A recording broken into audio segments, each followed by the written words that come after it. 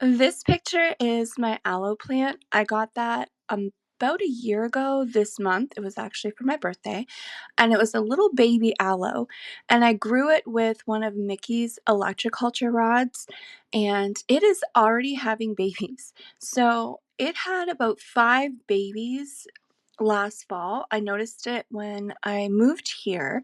So around October, I noticed little babies shooting up, but it now has 7. I thought it was 5 the other day, but it's actually got 7 babies, and they are getting huge. So I am extremely pleased with the results that I've had using these electroculture rods.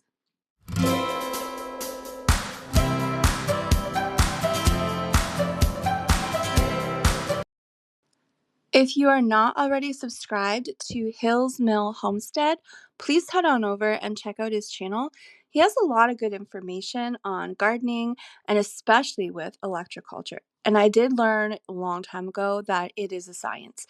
And it is very important to make sure if you are using copper wire in your garden that you do make sure it is made properly. And you also have to place it properly in your garden. Or if you don't, it will have a reverse effect. So instead of pulling in all the good stuff from the atmosphere and putting it in the soil, it will actually pull out all the good stuff in your soil and put it in the atmosphere. And you don't want that. So make sure that you understand how electroculture works and how the coils have to be made. And that will help you to get the best harvest and the healthiest plants. But he also has a website as well. And he sells the coils that he makes as well as some other things. And I personally find that the prices are awesome. So I highly recommend Mickey and his copper wire because I know for a fact that it's made properly because I learned about this a long time ago. So I personally like the way that the rods are made. And if you've noticed the price of copper lately, he does have excellent prices. So you can purchase the regular size rods at a very minimal price. And he also has the larger ones for like fruit trees, for like an orchard. So there are different ones that he has. And he has some other things as well. So, check it out and see if it's something that might help you. But I personally, this is what I use and what I recommend because it not only works, but I know it's made properly. So check out his channel. You can learn about electroculture, and he teaches you in a very simple, basic way, and the videos are not that long where he teaches you. It's very straightforward. So if you're interested, check it out, and also check out his website. So he is in Tennessee. If you're in the US, shipping shouldn't be a problem.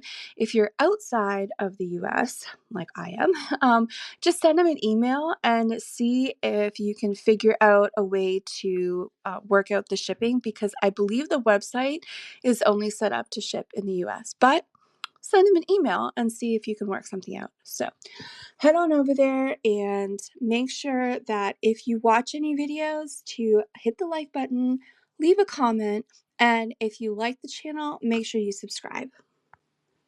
This is what his channel page looks like, so you can make sure that if you check out his channel, you have the right channel. So I have his logo on the one side and 2 clips from the front page of his YouTube channel and the About section. Take a look at this aloe plant that I got as a little baby a year ago this month. Now, look over here. It had 5 babies. 5 babies. This thing was just a baby in itself. Have you ever seen little baby aloes? I think they are so adorable. But I can't believe that my aloe plant, that's only a year old, had little babies. Look at them. They're so cute. But I think I know why. So I was sent these amazing electroculture rods made by Mickey at Hill's Mill Homestead. I'll put the link to his channel in the description, but look at those babies. They're getting huge. And I think this Electroculture rod has something to do with it. It's amazing. Aren't those awesome? So I just wanted to show you some little updates on how my plants have been doing since I started using his rods. Now, I do want to also mention that Electroculture rods are very specific. So if they are not made properly, you will have a reverse effect, which means that instead of all the good stuff coming from the atmosphere into your soil, it's going to pull it out of your soil and put it in the atmosphere.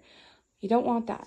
So make sure if you use Electroculture rods that they are made properly and that you also use them properly. For example, if you are in the northern hemisphere, you need to make sure that you are using them in a way that they are wound clockwise.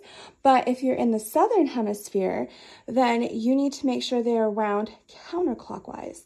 So there is a science to Electroculture rods to make sure that you get the best benefit to your plants. It's not just for outside, it's also for indoors. I mean, look at this. These babies just started showing up around, I would say, 4 months ago, and they were just poking out of the soil. And in 4 months, look at that, they have gotten huge. So thank you so much to Mickey for making these amazing rods. And if you want to purchase them from him, make sure you check out his YouTube channel, and the link to his website will be on his channel. I believe the About section, check there, and you can order them. He makes them at the best price I've ever seen, and they are done properly. So head on over there, check out his channel, check out his Electroculture rods, and if you watch any videos, make sure that you hit the like button and also leave a comment. Let him know I sent you over there. And hopefully I will be able to keep making some more update videos for you and show you how things are doing. I did just put this one in here. I'm germinating some lemon balm, and I've got sprouts all over the place. So I have had the most amazing outcome when I started using them. I did put one in this aloe that I got at the same time I got the other one. This was just a little baby last March, a year ago, and this has been in my kitchen window, and that window is facing the second coldest spot in the house and with very little sunlight. All winter long, this poor thing has been in the freezing cold window, and it is thriving. Can you look at that? It's huge. And this has been in a cold window all winter long. I'm in northern Canada, so when I say a cold window, I mean cold. And look, it's even growing more. It's a beautiful green. It's growing. It's doing amazing. This one does not have babies. That's okay. I'm not going to complain because this one is massive. But this one here does have 5 babies. So again, check out Mickey's channel and let her know I sent you. Take a look at this picture. Isn't that gorgeous? This is Mickey with the Star of David okra that he grew. And what I love is how dark, rich of a green color those leaves and stems are. That is a sign of a very healthy plant. And that is what you want in your garden for many reasons. Obviously, we want healthy plants, but pests and your bad garden bugs, they don't like healthy plants. So when you see bugs and bad bugs eating your plants and your leaves, that usually is a sign of a deficiency of some sort in that plant, or it could have a disease or something negative. So there's something wrong with that plant, even though you may think, oh, I have healthy plants, they look great. But if you have bad bugs around your plants and they're eating your leaves or your harvest, that is usually a sign that you don't actually have a healthy plant. And so to naturally repel your pests from your garden so you don't have to deal with that, you want to focus on a very healthy plant. And something as simple as a copper wire wound correctly and placed in the soil in the right spot Something that simply can do so much. And so this is a natural way to repel pests by creating a healthy plant. But also, I have learned that slugs hate copper. So if you have a slug problem, you can also help keep them away by using copper. And how amazing is that? Without having to use chemicals, you're creating a healthier plant and you're also repelling your slugs and getting a bigger harvest. And I also feel that, this is really important for seed saving as well. And that's something I'm focusing on this year heavily is being able to make sure I plant things according to the spacing I need to not cross pollinate so I can save seed. And when you save seed, you're obviously going to want to get the highest quality seeds that you can to make sure that you have a good germination rate whenever you're ready to use them. So there's so many benefits I've learned with using copper. This is the information for his website. And again, you do not have to buy anything.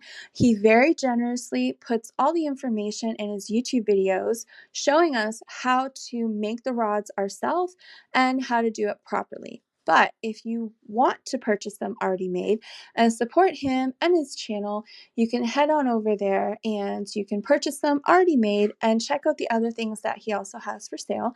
And if you have questions, I believe his email is on his website. So show him some love and help support him and all the information that he's giving to us for free to help us have the most amazing gardens and healthiest plants and the greatest harvest.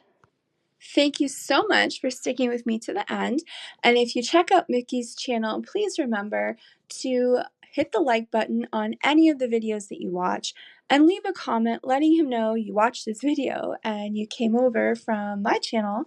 Also, subscribe if you like the channel, and most importantly, share out this video so other people can hopefully learn some good information and also head on over to his channel and support him and all of the good information that he's generously giving us for free.